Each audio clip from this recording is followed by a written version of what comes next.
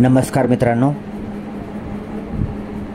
आज दिनांक आहे 18 जून 2024. काल दिनांक 17 जून 2024 रोजी शिक्षक पदभरतीबाबत प्रसिद्धीपत्रक वेबसाईटवर अपलोड झालेलं आहे. त्याच्यामध्ये 5 मुद्दे आहेत. पहिला मुद्दा पाहूया. शासनाने दिनांक 7 जून 2024च्या पत्राने माजी सैनिक या समांतर आरक्षणातील माजी सैनिक यांच्यासाठी जाहिरातीतील जागा त्या सामाजिक प्रवर्गातील सर्वसाधारणमध्ये रूपांतरित करून भरण्यासाठी मान्यता दिली. त्या पत्रामध्ये दिलेल्या सूचनेनुसार संबंधित सक्षम अधिकारी यांचे कार्यालय दिनांक 6 जून 2024 रोजी प्रस्ताव देण्यात आला. तसेच दिनांक 14 जून 2024 पर्यंत पुढील कार्यवाहीसाठी पाठपुरावाही करण्यात आला. संबंधित विभागाने देखील त्यांच्या अंतर्गत क्षेत्रीय कार्यालयाकडून माजी सैनिक व शहीद सैनिकांचे वारस यांच्यातून शिक्षक पदासाठी पात्र असणाऱ्या माजी सैनिक या समांतर आरक्षणास पात्र असणाऱ्या उमेदवारांची माहिती मागवलेली आहे. Point number 2. शासनाने दिनांक 14 जून 2024च्या पत्राने त्या सामाजिक प्रवर्गांतर्गत भूकंपग्रस्त या समांतर आरक्षणातील उर्वरित रिक्त पदांसाठी प्रक्रिया सुरू करण्यास परवानगी दिली आहे. गुणवत्तेनुसार आरक्षण व विषयनिहाय पात्र उमेदवार उपलब्ध आहेत किंवा नाहीत याबाबत पुनश्च खात्री करून सदर रिक्त जागापैकी 10% जागा राखून उर्वरित प्रकल्पग्रस्त या समांतर आरक्षणातून व तदनंतर प्रकल्पग्रस्त समांतर आरक्षणातील उमेदवार उपलब्ध होत नसल्यास त्या सामाजिक प्रवर्गातील अन्य उमेदवारांमधून गुणवत्तेनुसार भरण्याबाबत निर्देश आहेत. त्यानुसार आयुक्तालय स्तरावरील अंतर्गत कार्यवाही सुरू आहे. Point number 3. वर नमूद केल्याप्रमाणे दोन्ही प्रवर्गांच्या समांतर आरक्षणाच्या संदर्भात काही अटींची पूर्तता केल्यानंतर पुढील कार्यवाही करण्याचे निर्देश असल्याने ती कार्यवाही जलद गतीने पूर्ण करून स्थानिक स्वराज्य संस्थांच्या उर्वरित रिक्त पदांसाठी व्यवस्थापन निहाय सर्वसाधारण गुणवत्ता यादी प्रसिद्ध करण्यात येणार आहे. या याद्या संदर्भात कोणताही कायदेशीर विवाद निर्माण होऊ नये यासाठी शासन आदेशामधील अटींची पूर्तता करणे अनिवार्य आहे. ही बाब लक्षात घेणे आवश्यक आहे. दिनांक 7 जून व दिनांक 14 जून रोजी आदेश प्राप्त झाल्यानंतर दररोज या संदर्भात पाठपुरावा करण्यात येत आहे.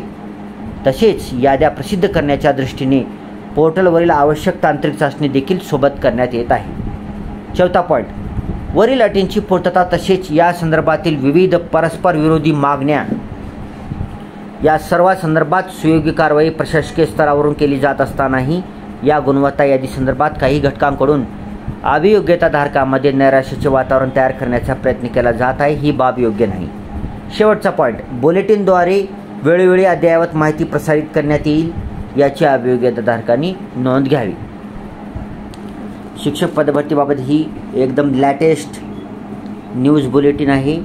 या न्यूज बुलेटिनमध्ये जे वेगवेगळे समांतर आरक्षणासंबंधित जे आपले डाऊट्स होते, शंका होती, त्याचा खुलासा करण्यात आलेला आहे. आणि सांगितलं पण आहे की वेळोवेळी आपण न्यूज बुलेटिनला फॉलो करायचं आहे. न्यूज बुलेटिन तुम्हाला कुठं मिळणार आहे? जे शिक्षक पदभरती म्हणजे आपण पवित्र पोर्टल टीचर रिक्रुटमेंट म्हणतो का, त्याच्याशी संबंधित एक स्पेशल वेबसाईट बनवलेली आहे महाराष्ट्र सरकारने. mahateacherrecruitment.org ह्या ऑफिशियल वेबसाईटवर गेल्यानंतर तुम्हाला 2 टॅब दिसतील. एक डाव्या हाताला 2017च्या टीचर भरतीचा टॅब असेल आणि उजव्या हाताला पवित्र टीचर रिक्रुटमेंट 2022 हा टॅब असेल. तर पवित्र टीचर रिक्रुटमेंट 2022 टॅबवर क्लिक करायचं. तेथे क्लिक केल्यानंतर तुम्हाला जे नवीन पेज ओपन होईल त्या ठिकाणी विविध ऑप्शन दिसतील. त्या ऑप्शनपैकी लाल अक्षरात न्यूज बुलेटिन दिलेलं आहे. तर त्या न्यूज बुलेटिनवर तुम्हाला क्लिक करायचं आहे. तेथे क्लिक केल्यानंतर सुरुवातीलाच नवीन बातमी असेल तर न्यू म्हणून येतं ऑप्शन तिथं आणि लेटेस्ट न्यूज वरच्या साईडला असते.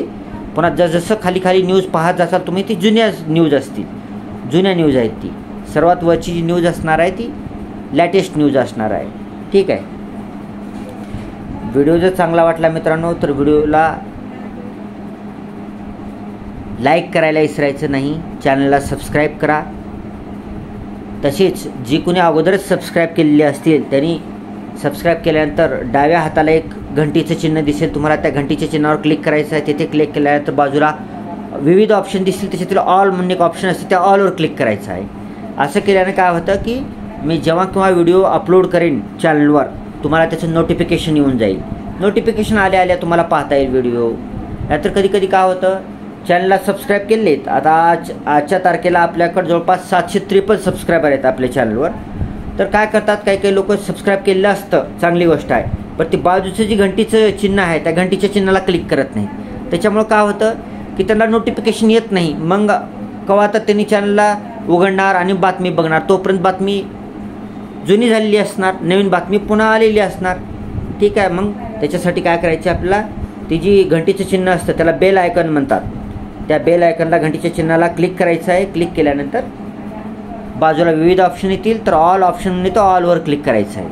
त्याच्यामुळं काय होतं, मी व्हिडिओ अपलोड केल्या तुम्हाला नोटिफिकेशन येऊन जातं. तुम्ही नोटिफिकेशन आल्यानंतर व्हिडिओला डाउनलोड करू शकता, तसेच तुम्ही सेव्ह पण करू शकता. ह्याच्यानं काय होईल, तुम्हाला वेळ भेटेल तेव्हा व्हिडिओ पाहू शकता. यामुळं काय होईल की तुम्हाला व्हिडिओ आलेला आहे हे तर कळेल. नाहीतर काय होते, मी आता व्हिडिओ टाकतोय तर त्याच्यामध्ये व्हिडिओ अपलोड केल्या तुम्ही सकाळी अपलोड केला, दुपारी केला, संध्याकाळी केला, तरीसुद्धा एक 20-30च व्ह्यूज दिसत आहे मला. याच्यामुळं काय वाटत आहे, मला शंका वाटत आहे की 753 जणांनी चॅनलला सबस्क्राईब केलेलं आहे, पण त्याच्यातील कित्येक लोकांनी सबस्क्राईब केल्यानंतर डाव्या हाताला जी घंटी आहे त्या घंटीला क्लिक केलेलं नाही. त्या घंटीला क्लिक केलेलं नसेल तर करा आणि ऑलवर क्लिक करून बस एवढं केलं की तुम्हाला नोटिफिकेशन येऊन जाईल. तुम्हाला वेळेवर व्हिडिओ पाहता येईल डाउनलोड वगैरे करून. ठीक आहे मित्रांनो, थँक्स फॉर वॉचिंग.